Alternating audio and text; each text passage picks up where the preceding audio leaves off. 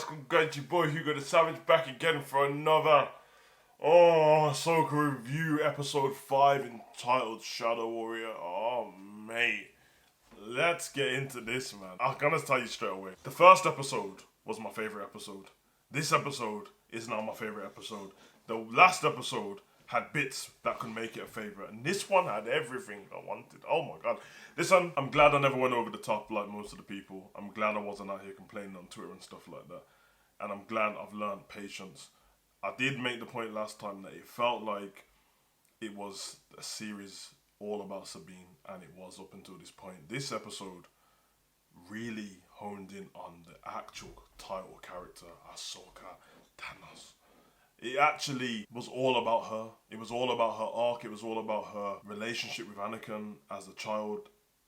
Her Jedi training, what never got completed. The siege of Mandalore and the Clone Wars. And oh man, I really had fun watching this one. I can't lie, man. This is like not my favourite by a little bit. This is my favourite, man. And I think they captured everything what needed to be captured in this. We had so much different little things in here. Just seeing Hayden Christensen perform as Anakin is great for me. I thought he was great in this. First of all, let me get out, the cinematics were beautiful in this. I think the way certain things were filmed, the world between worlds, just little things like when I'll get to it, but when she landed on in the Clone Wars and people running out the dark and stuff, oh man, it was so cold. So I loved seeing that. We got live action Rex. He didn't say too much, but what he said was enough. We got Ahsoka the White, space whales doing their thing as well. Syndulla really played a great part in this. I really enjoyed her character in this particular episode. The relationship between her and Jace as well, and his relationship with the Force, and that he's Force sensitive, and obviously his father was a Jedi. Beautiful. You got to explore his abilities in this. They're picking up on it before. He kept saying he had certain feelings. So from the last episode, obviously Ahsoka, Bale and Skull had their fight. She fell into the water. Seemingly she died. She ended up in the world between worlds, speaking to Anakin. And based in this one, we're going to continue your Jedi training in this choice between life and death, pretty much living and dying.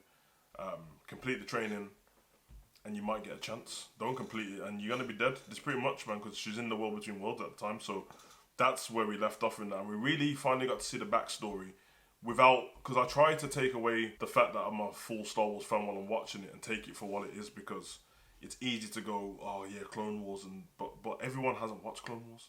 It's an animated series. Most people wouldn't have watched it, so things will be a little bit confusing. There was even a spot in this where, when they explained about the droid Huang, when he explained to Carson about Jace's Force sensitivity and stuff like that, he explained all these things, and then he spoke about Anakin and all this stuff, and then he just said, all right, and carried on, because that's probably how people watching it who haven't watched Clone Wars think about it. So the Jedi training, the fight between Anakin and Ahsoka was cold. She thought she got the upper hand on him, then he showed her a trick, and then she ended up in the Clone Wars.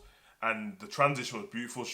They fell from the platform they were on, what we saw, and then they got down into the red mist, like a red mist and fog and the sand on the Clone Wars. You've seen all the people and Stormtrooper, everyone running past, and then all of a sudden, when she runs out of the smoke, she's young Ahsoka now, which was beautiful. Whoever played young Ahsoka, amazing. She was great in this. It's funny because as soon as she came out of the smoke, my mind flashed back to Gamora or Endgame, when she goes into a child or stuff. I think it's probably the face paint probably, but I thought that was cool. She was great. Little details like the hand fold, what she does, and certain things you picked up on, stuff that Anakin said to her, I thought was great as well.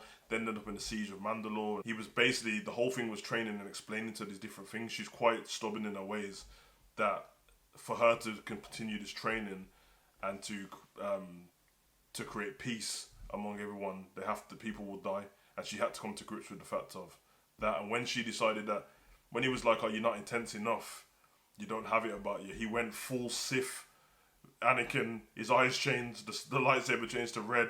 They had this beautiful transition flash thing of him changing into Vader and then fading out. And then they get back onto the platform, and then he comes out, eyes are gone. And then and then you see the outline of Vader, but he comes out as Anakin. That's beautiful. It's beautiful. You just say, you have to watch it. You have to. Everything was great. Syndulla was dealing with the fact that obviously she went there without the word of the Senate. So now they're on their way to come and help them and stuff like that. And then Ahsoka the White, once she completed her training, she was brought back thanks to Jace